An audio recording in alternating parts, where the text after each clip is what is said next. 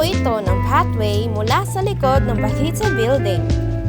Makikita natin dito ang stone kiosk.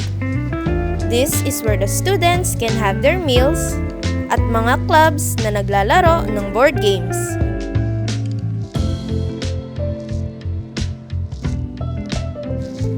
Behind me is the chapel.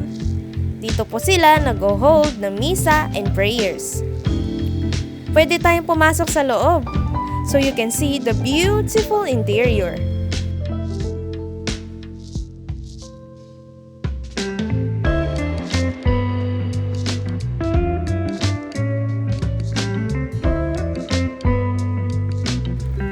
Tara po, let's go back outside.